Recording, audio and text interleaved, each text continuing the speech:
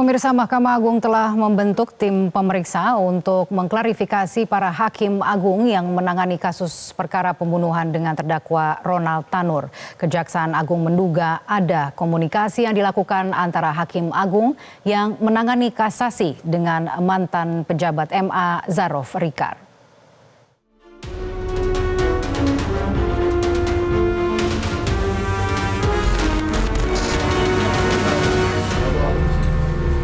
Uang hampir 1 triliun rupiah dan emas 51 kg di rumah mantan pejabat Mahkamah Agung Zarof Rikar yang diduga berkaitan dengan magelar perkara menodai citra pengadilan. Zarof Rikar disuap 1 miliar rupiah oleh pengacara Ronald Tanur Lisa Rahmat untuk mengurus perkara di Mahkamah Agung lantaran Kejaksaan Negeri Surabaya mengajukan kasasi atas vonis bebas Ronald Tanur. Sementara Lisa juga menjanjikan 5 miliar rupiah untuk 3 hakim agung yang menangani perkara kasasi Ronald Tanur. Mahkamah Agung pun membentuk tim pemeriksa untuk mengklarifikasi para hakim agung terkait dugaan komunikasi hakim agung yang menangani perkara kasasi dengan Zarof Rikar. Tentunya klarifikasi ini akan diberikan kepada Majelis Kasasi yang menangani Ronald Tanur. Sebagaimana kita ketahui bahwa dalam rilis pressnya di Kejaksaan Agung pada hari Jumat malam, di situ disebutkan bahwa ada tersangka yang ditangkap itu, keterangan dari Kejaksaan Agung bahwa sudah menghubungi salah satu majelis hakim dengan inisial S, kalau nggak salah gitu. Oleh karena itu ya tentunya yang akan kita tindak lanjuti yang itu ya statement di Kejaksaan Agung itu yang tentunya yang majelis yang menangani perkara kasasi Ronald Tanur itu yang akan kita periksa ya. Mantan hakim sekaligus pakar hukum pidana Asep Iwan Iriawan sudah menduga sejak awal bahwa aliran suap dalam kasus Ronald Tanur tidak berhenti di hakim tingkat Pengadilan Negeri Surabaya. Asep pun mendorong agar Kejaksaan Agung memeriksa 3 hakim agung yang menangani perkara kasasi Ronald Tanur. Kita tinggal dipanggil nanti sama ahli-ahli digital, ya misalkan Rudi atau siapa. Tapi jangan itu ahli digital yang nggak bisa bahasa Indonesia Raya atau Tanci itu jangan ya. Itu kan sudah paham. Jadi penggunakan ahli digital kan ada komunikasi. Itu kan gampang jejak digital dibuka di HP-nya. Sekarang kan udah ditahan, HP-nya dibuka, itu ketahuan. Jadi kalau itu nanti terbongkar satu, mundur lagi karena kita kan penasaran dengan uang yang begitu banyak. Nah, uang itu banyak juga gampang kalau saya periksanya.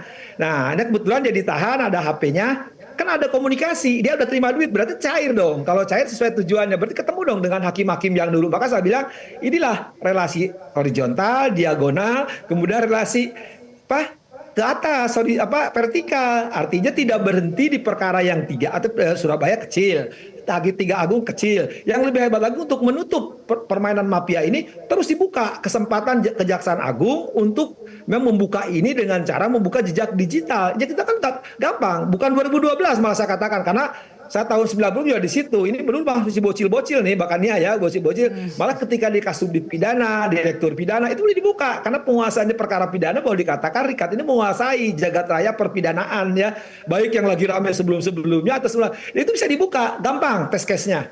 Kasus-kasus pidana yang menarik kemarin banyak tokoh-tokoh kan yang buka, nah dibuka aja, kita belum 5 tahun atau lagi mundur lagi beberapa kasus ramenya. Itu jejak digital, komunikasi yang bersangkutan dengan pihak-pihak yang bersangkutan dengan yang memutus, karena uang udah jadi kan 1 triliun dengan 51 kilo lebih itu akan ketahuan justru. Nah ini sekarang karena itu ada tindak pidana supaya korupsinya kena, pencucian uang kena, kejaksaan kita dorong supaya terbuka tuh.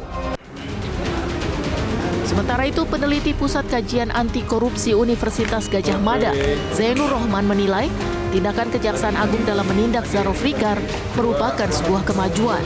Menurutnya, penangkapan ini dapat membuka tabir terkait bobroknya pengadilan di Indonesia. Tentu yang pertama, kami apresiasi kinerja Kejaksaan.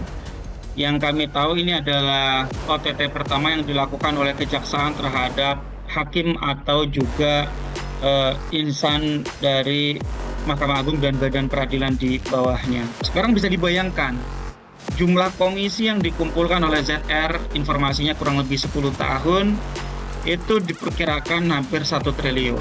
Nah, yang jadi pertanyaan adalah berapa nilai dari suap atau gratifikasi yang diurus oleh ZR selama bertahun-tahun itu.